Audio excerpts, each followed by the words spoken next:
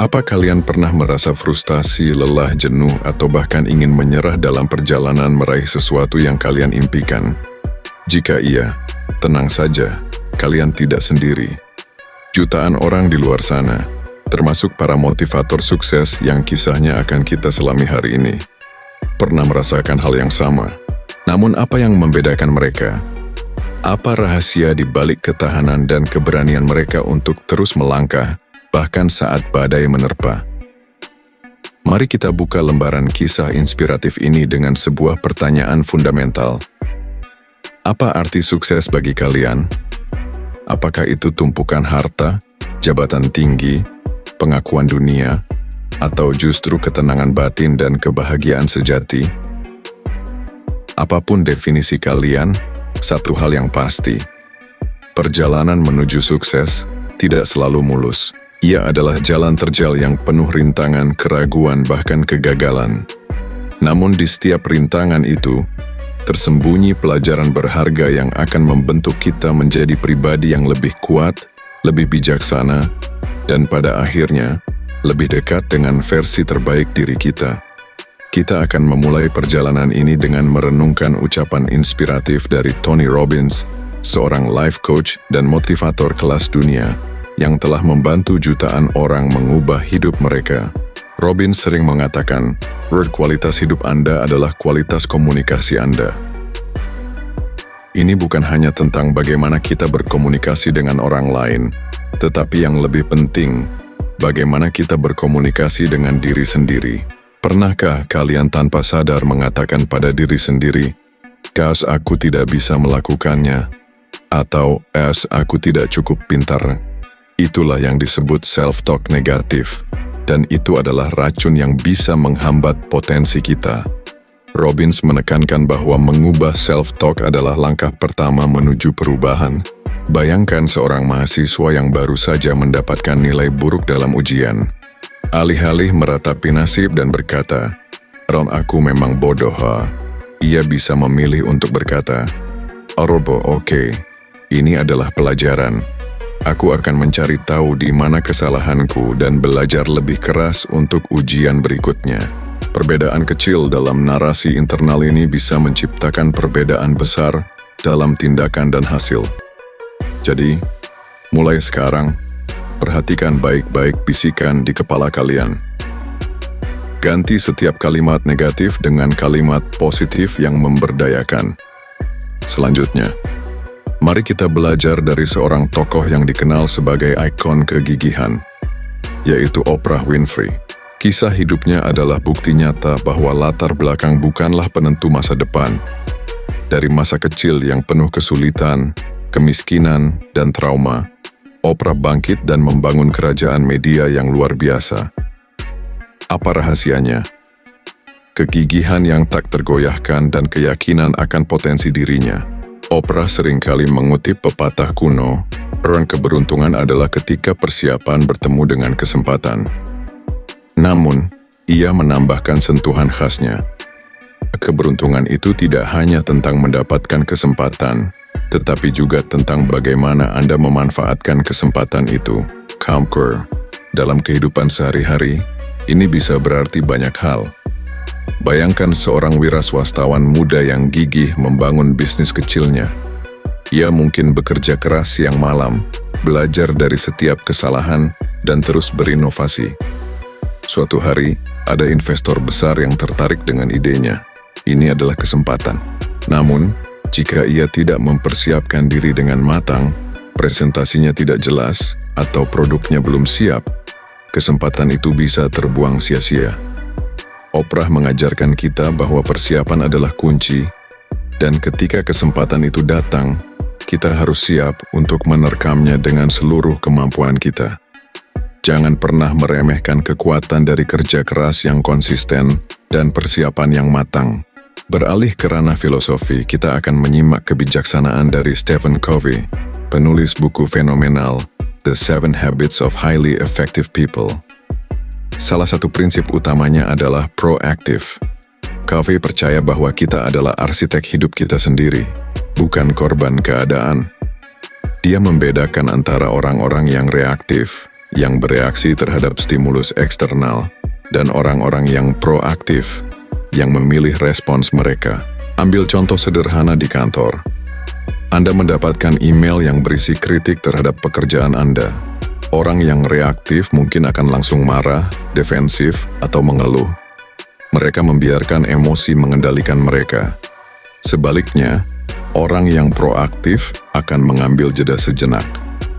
Mereka akan membaca kritik itu dengan tenang, mencoba memahami poin-poinnya, dan kemudian memutuskan respons yang paling efektif.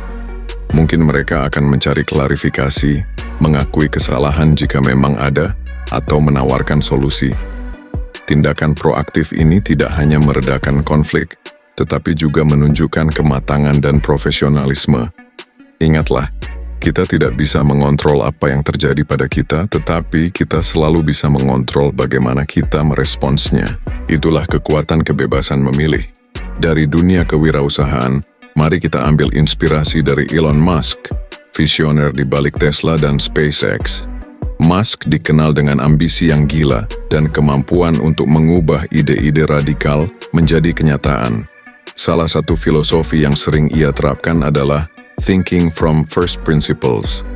Ini berarti tidak hanya mengikuti apa yang telah dilakukan orang lain, tetapi memecah masalah hingga ke dasar-dasarnya, dan kemudian membangun solusi dari sana. Bayangkan Anda ingin membuat sebuah mobil listrik.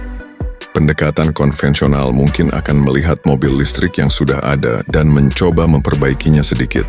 Namun pendekatan first principles ala Musk akan bertanya, apa itu mobil? Roda, baterai, motor, sasis.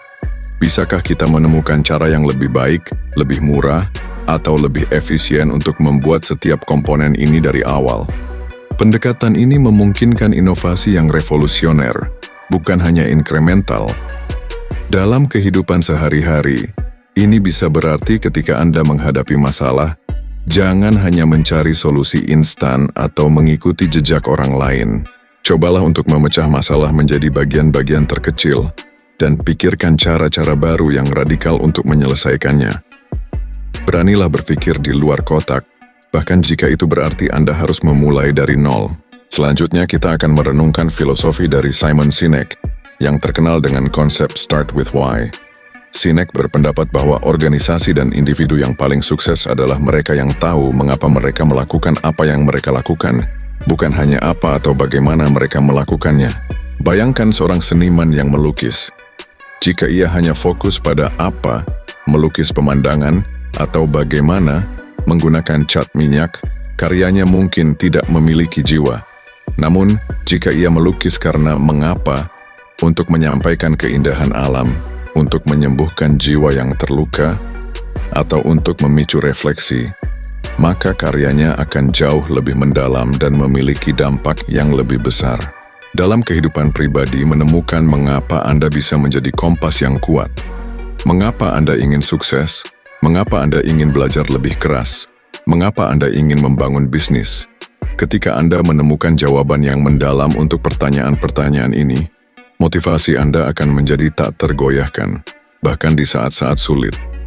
Karena Anda tidak hanya mengejar tujuan, tetapi juga nilai-nilai yang mendasarinya. Mari kita beralih ke salah satu motivator legendaris, Zig Ziglar. Ia terkenal dengan optimisme yang menular dan penekanan pada sikap positif. Ziglar sering berkata, sikap Anda, bukan aptitudes Anda, akan menentukan ketinggian Anda. Ini bukan berarti bakat tidak penting, tetapi sikaplah yang akan menentukan seberapa jauh kita bisa mengembangkan bakat tersebut. Pernahkah Anda bertemu dengan seseorang yang sangat berbakat, namun selalu pesimis dan mudah menyerah? Bandingkan dengan seseorang yang mungkin tidak memiliki bakat alami yang luar biasa, tetapi selalu optimis, bersemangat, dan gigih belajar. Siapa yang menurut Anda akan lebih sukses dalam jangka panjang? Tentunya yang kedua. Sikap positif adalah magnet yang menarik peluang dan energi positif. Dalam kehidupan sehari-hari, ini berarti memilih untuk melihat setiap tantangan sebagai kesempatan, setiap kegagalan sebagai pelajaran, dan setiap pagi sebagai awal yang baru. Tersenyumlah, bersyukurlah, dan biarkan energi positif Anda menular kepada orang lain. Dari ranah pengembangan diri, Kita akan mengambil pelajaran dari Brené Brown, seorang peneliti dan profesor yang fokus pada keberanian, kerentanan, rasa malu, dan empati. Brown menekankan pentingnya kerentanan sebagai kunci keberanian dan koneksi yang otentik. Ini mungkin terdengar paradoks, karena kita seringkali menganggap kerentanan sebagai kelemahan. Namun, Brown berargumen bahwa justru saat kita berani menunjukkan sisi rapuh kita membuka diri untuk pengalaman yang lebih kaya dan hubungan yang lebih mendalam. Bayangkan seorang pemimpin yang selalu terlihat sempurna dan tidak pernah mengakui kesalahannya. Karyawannya mungkin menghormatinya, tetapi tidak merasa terhubung dengannya. Sebaliknya, seorang pemimpin yang berani mengakui ketidakpahamannya, meminta bantuan, atau bahkan menunjukkan bahwa ia juga pernah membuat kesalahan, justru akan membangun kepercayaan dan loyalitas yang lebih besar dari timnya. Dalam hidup, ini berarti berani mencoba hal baru meskipun ada risiko gagal. Berani mengungkapkan perasaan Anda meskipun ada risiko ditolak, atau berani meminta maaf meskipun itu sulit. Kerentanan bukanlah kelemahan. Itu adalah kekuatan yang memungkinkan kita untuk tumbuh, belajar, dan terhubung secara tulus. Kita akan melanjutkan perjalanan kita dengan menyelami pemikiran dari Jim Rohn, seorang pengusaha, penulis, dan motivator yang dikenal dengan filosofi hidupnya yang praktis dan mendalam. Rohn seringkali menekankan pentingnya disiplin diri sebagai jembatan antara tujuan dan pencapaian. Ia berkata, disiplin adalah fondasi dari semua kesuksesan. Tanpa disiplin, Anda tidak akan pernah mencapai tujuan Anda, atau bahkan tidak akan pernah memulai. Pikirkan seorang atlet profesional. Bakat saja tidak cukup.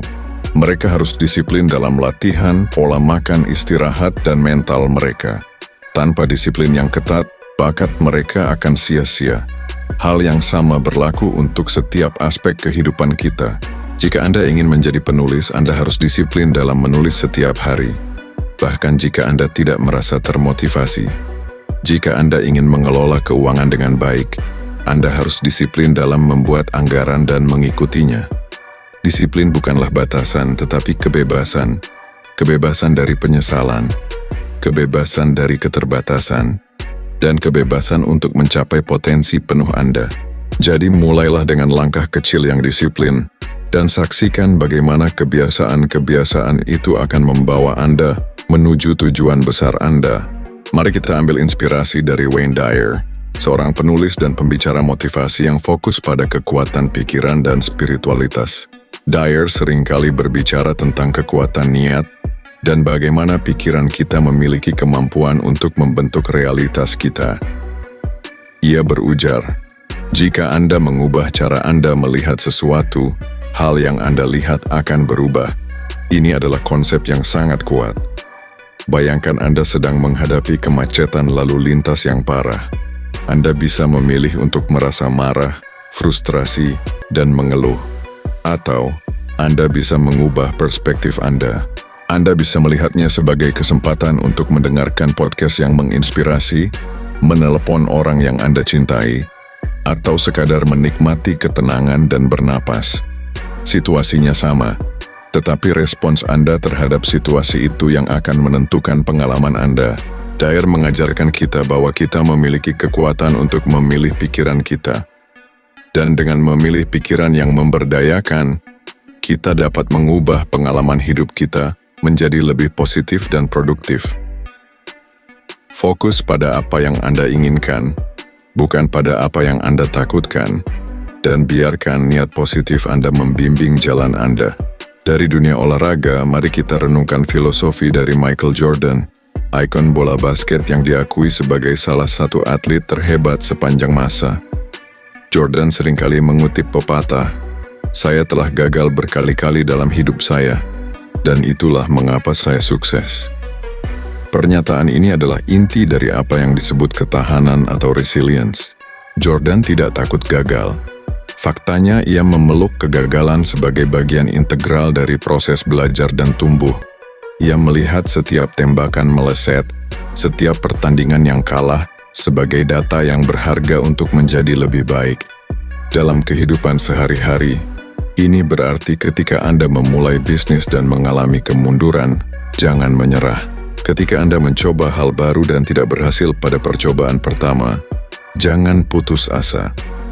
Setiap kegagalan adalah kesempatan untuk menganalisis apa yang salah, belajar dari kesalahan itu, dan bangkit kembali dengan strategi yang lebih baik. Kegagalan bukanlah akhir dari segalanya. Itu adalah batu loncatan menuju kesuksesan. Yang terpenting adalah bagaimana Anda merespons kegagalan tersebut. Akankah Anda menyerah, atau akankah Anda belajar dan bangkit kembali dengan lebih kuat?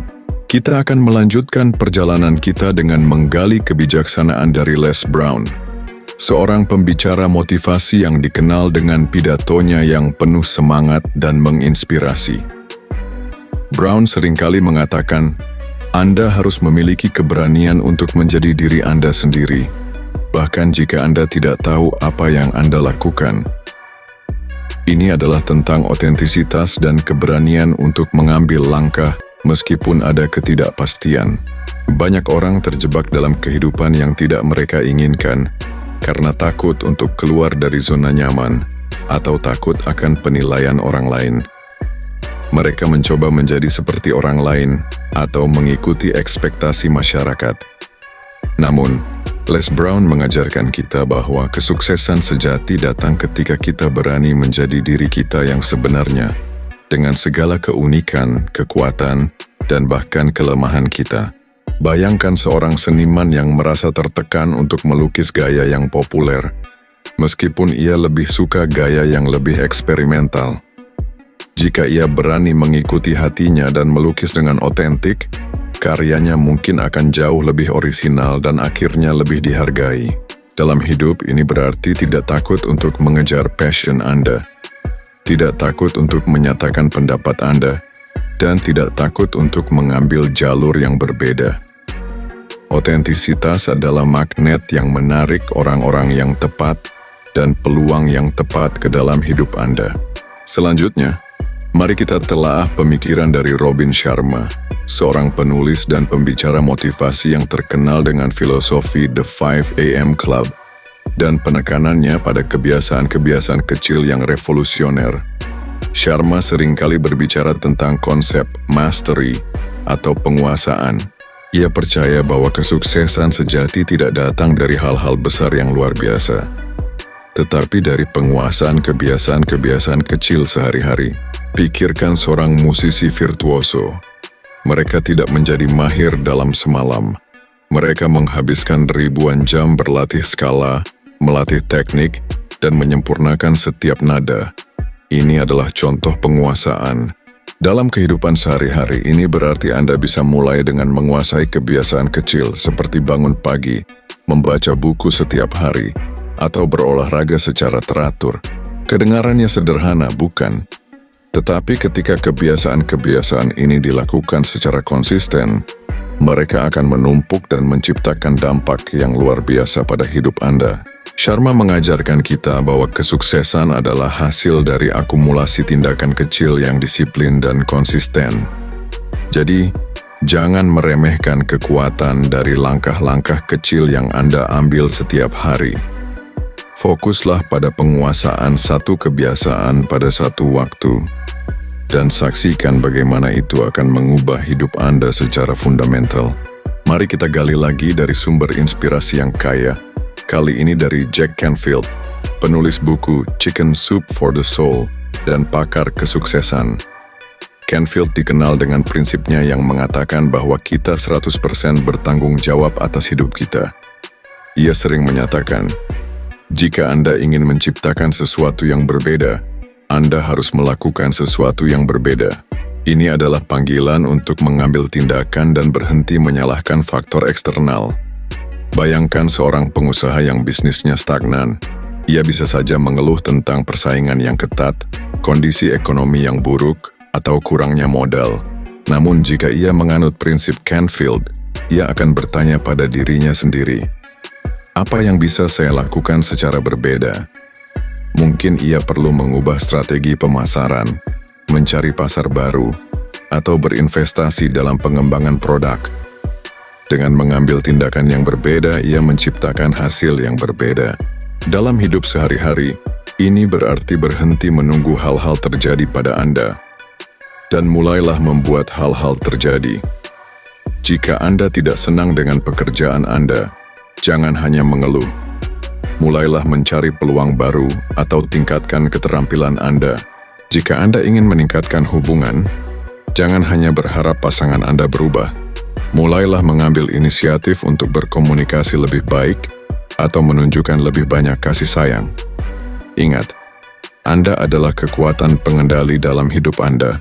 Selanjutnya, mari kita belajar dari Napoleon Hill, penulis buku klasik Think and Grow Rich. Hill menghabiskan puluhan tahun meneliti kehidupan orang-orang sukses dan merumuskan prinsip-prinsip yang dapat diterapkan siapa saja. Salah satu prinsip intinya adalah keinginan membara atau burning desire. Hill percaya bahwa tanpa keinginan yang kuat dan jelas, kita tidak akan memiliki motivasi untuk menghadapi rintangan yang pasti akan muncul. Bayangkan seorang penemu yang menghabiskan bertahun-tahun di laboratoriumnya, menghadapi kegagalan demi kegagalan. Apa yang membuatnya terus maju? Bukan hanya kecerdasan atau modal, tetapi keinginan membara untuk melihat penemuannya menjadi kenyataan. Keinginan inilah yang memberinya energi untuk bekerja hingga larut malam, untuk mengatasi rasa frustrasi, dan untuk mencari solusi ketika semua jalan terasa buntu. Dalam hidup Anda, tanyakan pada diri sendiri, apa yang benar-benar Anda inginkan? Apakah keinginan itu cukup kuat untuk membuat Anda bangkit setiap kali Anda jatuh?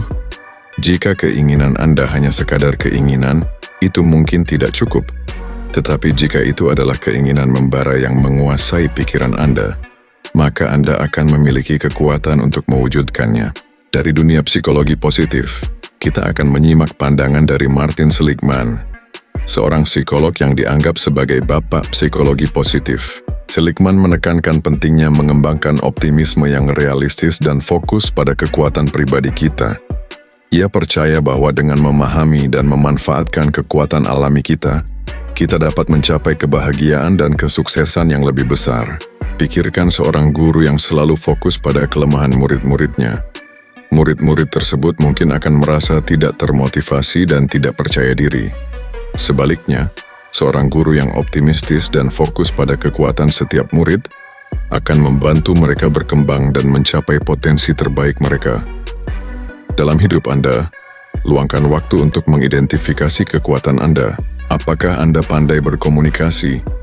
Apakah Anda kreatif? Apakah Anda seorang pemecah masalah yang ulung? Setelah Anda mengetahui kekuatan Anda, carilah cara untuk menggunakannya dalam kehidupan sehari-hari dan dalam mencapai tujuan Anda. Optimisme bukan berarti mengabaikan masalah, tetapi percaya bahwa Anda memiliki kemampuan untuk mengatasinya.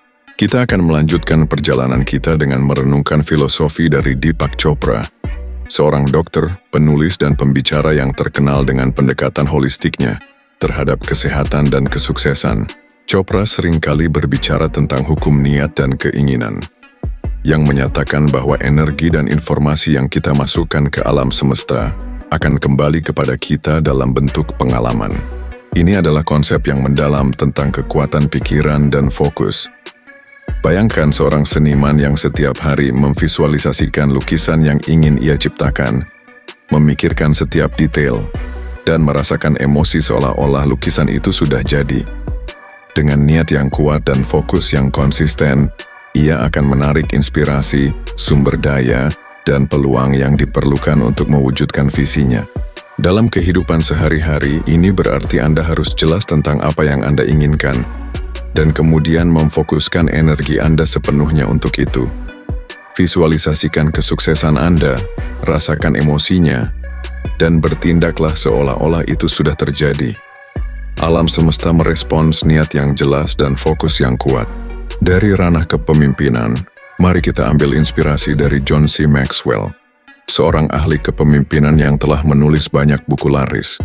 Maxwell seringkali menekankan pentingnya pengaruh dan bagaimana kepemimpinan sejati bukanlah tentang posisi atau gelar, melainkan tentang kemampuan untuk menginspirasi dan memengaruhi orang lain. Pikirkan seorang pemimpin komunitas yang tidak memiliki jabatan resmi, tetapi mampu menggerakkan warganya untuk melakukan perubahan positif. Ini adalah contoh pengaruh. Ia mungkin melakukannya dengan mendengarkan, memahami kebutuhan orang lain, dan kemudian menawarkan visi yang menginspirasi. Dalam kehidupan sehari-hari, Anda tidak perlu menjadi seorang CEO untuk menjadi seorang pemimpin. Anda bisa menjadi pemimpin di keluarga Anda, di lingkungan kerja Anda, atau di komunitas Anda. Fokuslah pada bagaimana Anda bisa menambah nilai bagi orang lain, bagaimana Anda bisa mendengarkan dan memahami mereka, dan bagaimana Anda bisa menginspirasi mereka untuk mencapai potensi terbaik mereka. Pengaruh sejati datang dari melayani orang lain. Terakhir, mari kita akhiri dengan sebuah refleksi dari T. Harv Eker, penulis buku Secrets of the Millionaire Mind. Eker menekankan pentingnya mindset kekayaan dan bagaimana keyakinan kita tentang uang dan kesuksesan secara fundamental memengaruhi kemampuan kita untuk mencapainya. Ia sering berkata, jika Anda ingin berubah, Anda harus tahu bagaimana pola pikir Anda bekerja. Banyak orang memiliki blueprint keuangan yang membatasi mereka, yang mungkin terbentuk dari pengalaman masa kecil atau keyakinan yang diwariskan. Mereka mungkin percaya bahwa uang itu kotor, atau bahwa orang kaya itu jahat, atau bahwa mereka tidak pantas mendapatkan kekayaan. Keyakinan-keyakinan ini, meskipun tidak disadari, dapat menghalangi mereka untuk mencapai kemakmuran. Eker mengajarkan kita untuk memeriksa keyakinan kita tentang uang dan kesuksesan, dan untuk secara aktif mengubah pola pikir yang membatasi menjadi pola pikir yang memberdayakan. Dalam hidup sehari-hari, ini berarti perhatikan pikiran Anda tentang uang. Apakah Anda melihatnya sebagai alat untuk melakukan kebaikan atau sebagai sumber masalah? Apakah Anda percaya bahwa Anda pantas mendapatkan kelimpahan? Atau apakah Anda merasa bersalah ketika Anda memiliki lebih dari yang lain? Mengubah pola pikir Anda adalah langkah krusial untuk membuka pintu menuju kelimpahan finansial dan kesuksesan secara keseluruhan. Kisah-kisah dan narasi dari para motivator sukses dunia ini hanyalah secuil dari lautan inspirasi yang tersedia. Setiap dari mereka, dengan cara yang unik, mengajarkan kita satu hal esensial.